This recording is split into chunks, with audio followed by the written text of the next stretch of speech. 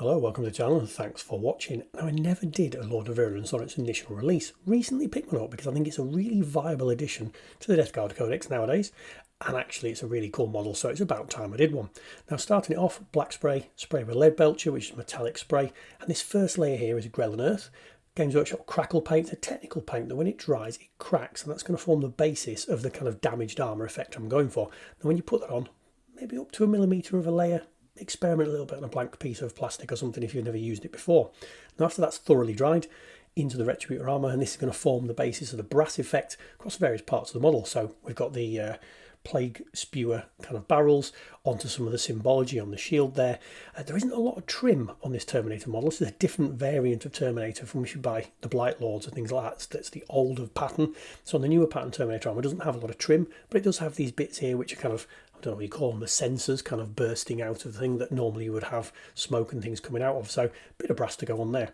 Now onto the Death Guard green. Now this is going over the areas where we've got that crackle effect paint on. Thin layers because you don't want to fill the cracks and gaps in, and also you don't need to cover every element of every panel. You see here I'm doing the same when we get onto the red.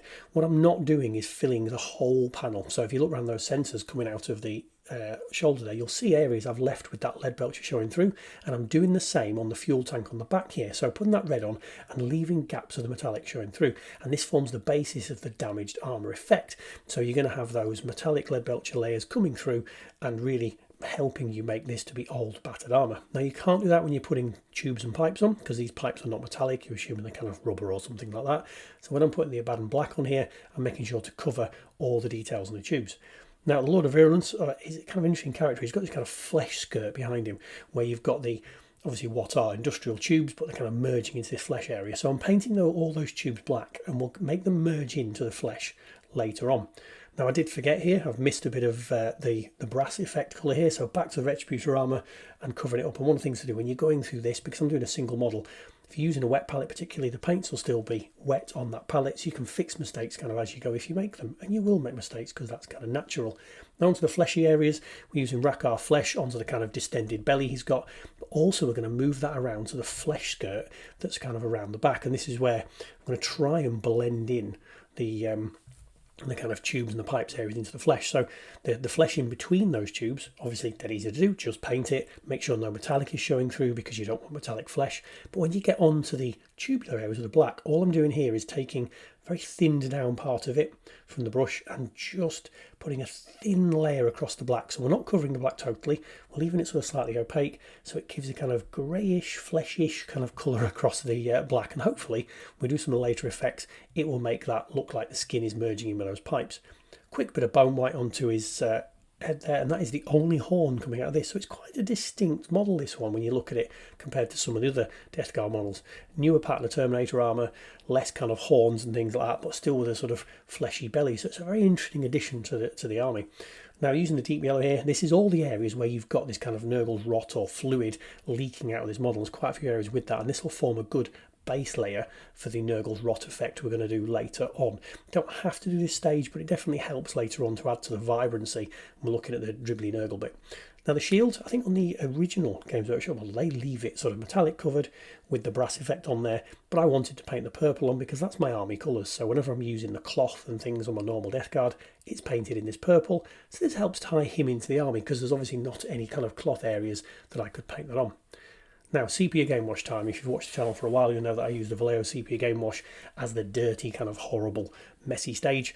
A good layer across the whole model, and this really dirties the model down, puts a lot of darkness and depth into the cracks and crevices, and it does dull the paint down, and then you'll lift it back up with the next effects we're seeing, but a good layer across the whole model. Now talking about the model itself, why have I picked it again into an army when I didn't do one, I did one previously? I think, look, it's partly rules. I think the rules have improved. I was looking for a leader to go along in my Land Raider, so Terminator armour fits really well. And I really like the Blight bombardment rule he's got, where he can pick someone within 30 and you can re-roll hits of 1. I think that might be quite useful with a Land Raider. Anyway, moving on. You've seen how the dirty wash has now settled down and made a sort of grim, dark, horrible effect. It's now time to lift those colours up. Now, I haven't talked about the base painting, just a grey colour that I'm using, because obviously you'll do your own basing style, but I will talk about how we're going to do the rest of the model. Now we're going back and using the same paint we've used before, so this is the Death Guard green onto that shoulder panel. Now this has been on the wet palette for me, so it's slightly watered down. If you're using a normal palette, little bit of water in there, maybe something like 20% water to the rest of the paint, and very, very thin layers going over this armour.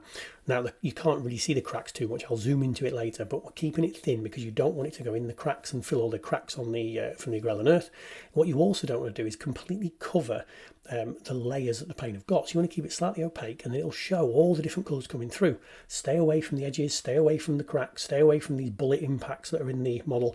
And if you've got areas where you left the lead belcher showing through earlier, don't go over those areas either, because then that's going to show the kind of rusty lead belcher area, because this wash gives a rust effect. You'll then show all the different kind of layers of paint that are on there and the different colorations. So you can see there on that shoulder panel, hopefully you can see, there's a multiple kind of tones of green showing through, all through using one Death Guard green, the wash, and the Death Guard green again, but obviously with the silver showing through underneath. And all you're doing now really is taking all the colours you've already used and following that kind of effect and rule.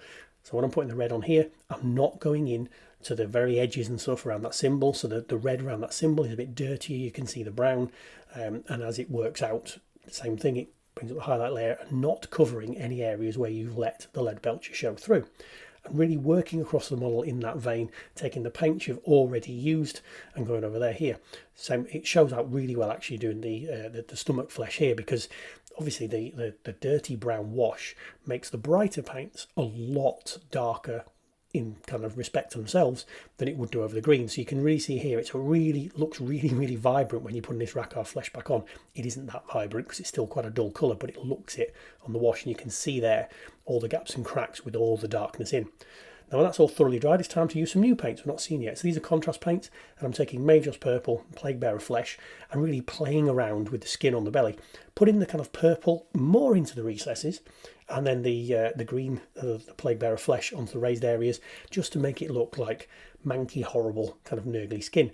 And if you've watched some of my other videos, when I did a whole demon army that was more of a speed paint kind of contrast scheme, these were the colours that I used on a lot of the demonic flesh. So it kind of ties this model in with the demon army, although I am going to do some demons specifically for this new Death Guard force that I'll do in a different basing scheme and a slightly different painting scheme. So keep an eye out for the channel for that kind of stuff. Now, back to the yellow, I missed these little pustules on the belly of this here, so just dropping a bit of yellow onto there. I also missed, if you've seen before, the the ropes that were holding this tank on. So, make a mistake, doesn't matter, go back, paint some brown onto that cloth. Now it's a wash stage, so 3 stages of wash. This is what I always do for a real dirty effect on kind of pipes and vents and things. So we're looking at Druchii Violet, Drakenhof Nightshade and Nuln Oil. Let them mostly dry in between the stages, but if they're a little bit wet, doesn't matter, let them blend together. Starting off covering most of it with the first layer Druchii Violet, then 3/4 of the Drakenhof, and just maybe a quarter with the Nuln Oil, and it gives a really nice dirty flavour effect. Dirty down verdigris, been experimenting with this lately. I'm still getting there with how I'm using it, but just dropping some of that verdigris on there, on some of these raised areas. Now I'm getting used to kind of dabbing it on. Rather than painting it and you let some brush strokes, just dabbing it on, and it adds a little bit more texture and volume. Now the model has been varnished. I've used Munitor and Varnish from Games Workshop because it then, protects the model because it is a gaming piece. But I do it before I do the Nurgle's Rot here, because Nurgle's Rot's a real nice kind of shiny paint, and if you varnish afterwards, then you're going to ruin that shine. And I'm putting it when it's coming out the tubes, dripping off these layers, and here we go, finished model. Yeah, it's going to tie really nicely into the rest of my army. I really like this paint scheme. Actually, it's fairly quick, fairly easy. I think this model is going to work really nicely with the rest of my army. Quite pleased with it. And zooming in, you can see there the cracked effect detail on that armour from that Grelin Earth at the very beginning. So, hope you enjoyed that. If you did, like, comment, subscribe. Tons more Death Guard content coming on the channel soon. So yeah, stick around and I'll see you on another video.